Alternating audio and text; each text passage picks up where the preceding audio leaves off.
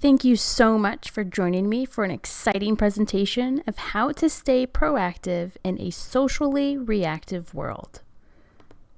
My name is Avital Eidenbaum. I'm a social media correspondent for Studio 5 Innovation, as well as the creator of the Social Media Fitness Gym. My other presentations with Schweike Media include Unlocking the Power of Organic Social Media and Inside Facebook Insights and Facebook Graph Search. I hope you have a chance to check them out. You can also follow me on Twitter at AvidAvital. Before we jump into the material, I want to thank Schweike Media for giving me another opportunity to speak to you guys today. I'm really excited to be presenting on today's topic, how to stay proactive in a socially reactive world. So let's get started. First, let me ask you a question. How did you hear about 9/11? Now, during 9/11, I was teaching English in South Korea, so it was already the end of the day for me because of the time change. I remember coming home from Taekwondo practice late that night, and my husband alerting me of planes that crashed into the World Trade Center and the Pentagon. Then we watched the news together, and we witnessed the horror of the towers falling, and it was heart-wrenching. Chances are you had a similar experience, hearing about 9/11 from a person. Whether it was a friend, a coworker, or someone you knew, chances are you heard about 9/11 from a real person. Now let me ask you another question. How did you hear about the Boston bombing? I remember seeing a tweet about it on my smartphone, and soon enough, every social channel was inundated with the horrible news of what was going on in Boston. And it's quite possible that's how you learned about the Boston bombing too, from your mobile phone or social media channel shortly after the bombing took place. Either way, it was likely your news came from technology and not a real person. And that's the kind of world we're living in now, real time. Our technology has evolved in such a way that people share and communicate such tragedies like the Boston bombing in real time. Businesses, however, should seek caution on social channels when reacting to a national crisis. As we learn from numerous mistakes made by businesses following the Boston bombing and other disasters that took place in 2013, your real-time responses may create an embarrassing PR disaster. So what do we do about it? So as a business, how do you proactively deal with a socially reactive world when such tragedies take place? Well, that's what we're going to cover and how you can stay proactive in a socially reactive world. Like I mentioned in the previous slide, the most important thing businesses need to realize is that we operate in real time, which means mistakes, however small, innocent, or unintentional, are seen by the world in real time and can create a viral wave of bad publicity that we don't want to get into. So how do we avoid using poor judgment on social media channels? Well, there are some great benefits to being able to discover, track, and share the information that matters to us and with people that matter to us. But in cases like the Boston bombing, there were some very important lessons, mostly learned from the social media mistakes made by businesses in response to the Boston bombing, that businesses should be aware of to prevent their brand from risking bad PR during such a tragedy. So what are some basic tips we can learn to stay proactive in a socially reactive world? The biggest recommendation is that once you're aware of an unfortunate event like the Boston bombing is to cease all automated posting on social media channels. Many businesses today use services like Hootsuite or IFTTT to automatically post content to their newsfeed. In cases of the Boston bombing or a tragedy taking place, it's recommended to stop this kind of auto posting.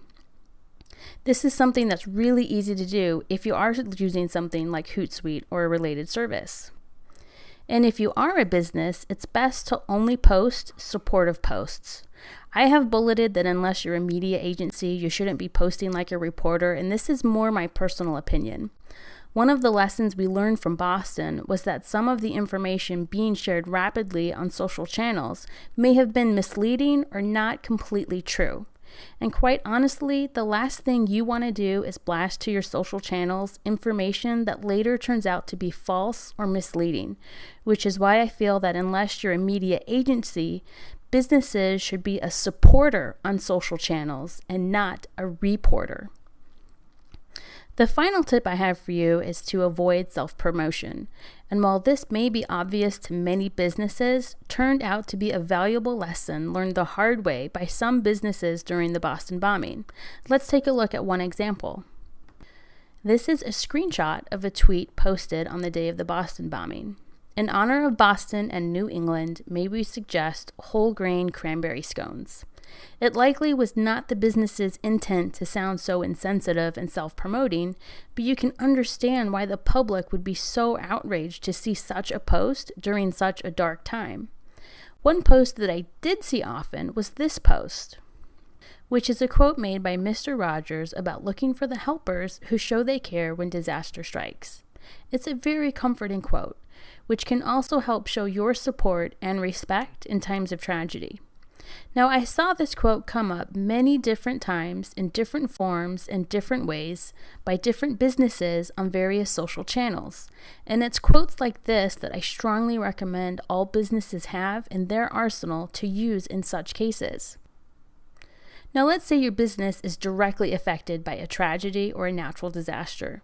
For this example, we can learn a great deal from IThemes.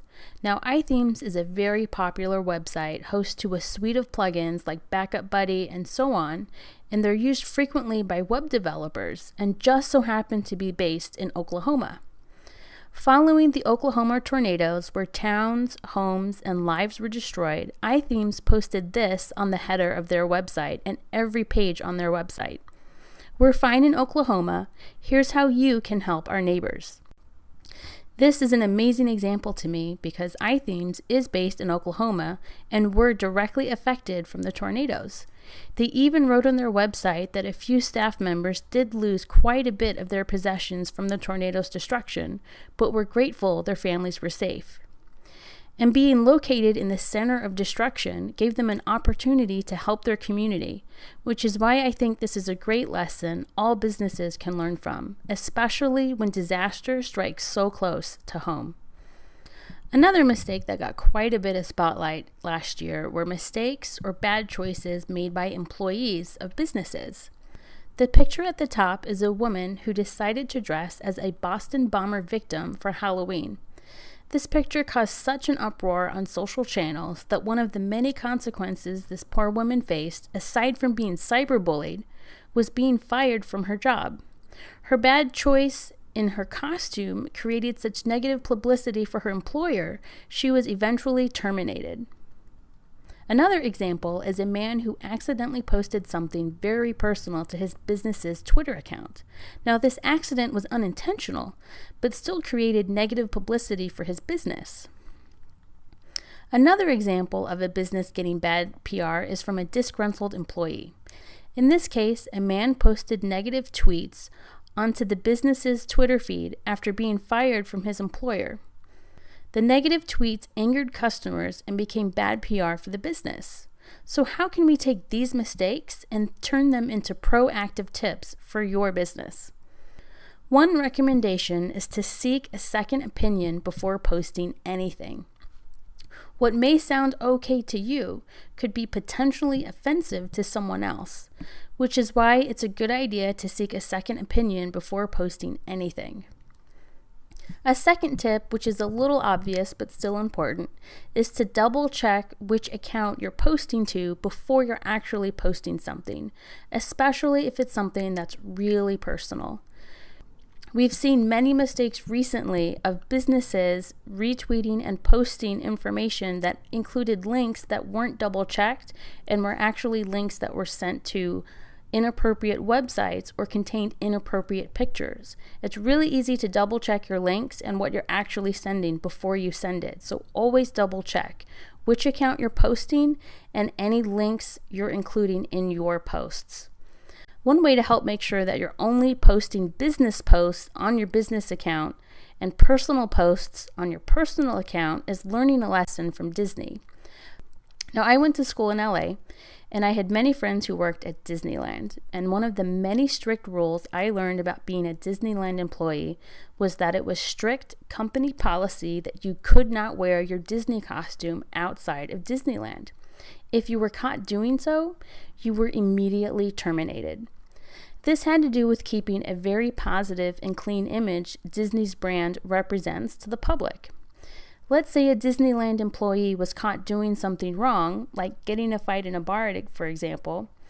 It would be bad PR for Disney if this employee was dressed in their Disneyland costume. So Disney implemented a very strict rule that your personal life is completely separate from your Disney life, and no employee should bring their work home. You should consider having similar rules for your business. Our technology makes it incredibly easy to integrate the two. Having two clear distinctions of when your employees can interact on social networks for your business or for their own personal use can help prevent accidental posts from showing up on the wrong account. Another recommendation is to immediately change passwords of social channels if an employee leaves the company. This should be standard practice, so make it a policy if you haven't already. Because disgruntled employees, as we've learned, can create some of the biggest negative PR nightmares for your business.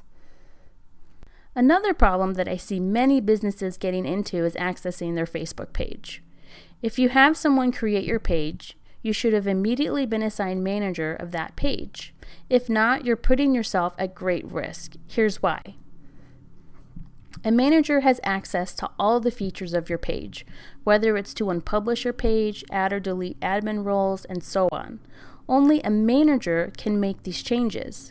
If you have a Facebook page for your business, you need to be manager of it. You also need to know who else is managing your page. If it's someone that's no longer working with you, they need to be removed from your Facebook page. Be proactive of monitoring and handling your Facebook page. Don't wait until there's an emergency to deal with it. Understand the admin roles of your Facebook page and make changes now if you need to. To get to your admin settings, hover over Edit Page at the top and select Manage Admin Roles. You'll only be able to see this feature if you're a manager, so make sure you're a manager of your page. I can't stress this enough. Going into your admin roles, you can see every person that admins your Facebook page, managers, content creators, and so on. The only difference between a manager and a content creator that you should be aware of is that a manager can assign other admin roles as well as delete them. A content creator cannot, but has all the other benefits a Facebook manager would have. So if you've just hired an intern to manage your Facebook page, assign them as a content creator, not necessarily a manager. They'll have all the power and access to your page they need, and you'll still maintain full control of your Facebook page. As owner of your business, you need to be manager of your Facebook page and make sure that whoever else is managing your page still works with you. If they stop managing your page, their role and access to the page should be removed. Many times, businesses would hire someone to make their Facebook page, never be made manager, and then that person would disappear. Without having admin access to their Facebook page, businesses were left helpless when real changes needed to be made. Don't let this happen to you. Be proactive now to help make dealing with unforeseen events and challenges preventable or less of a headache to deal with when you are really dealing with the crisis. So to summarize what we've just gone over, be proactive before a crisis strikes by having a plan and policy in place now for how your business should handle such national tragedies or natural disasters, how to address inappropriate social media behavior by employees, whether accidental or intentional, preparing for worst-case scenarios of a social media PR nightmare, and allowing company decision makers appropriate access to social channels, such as being assigned a manager or a content creator of a Facebook page.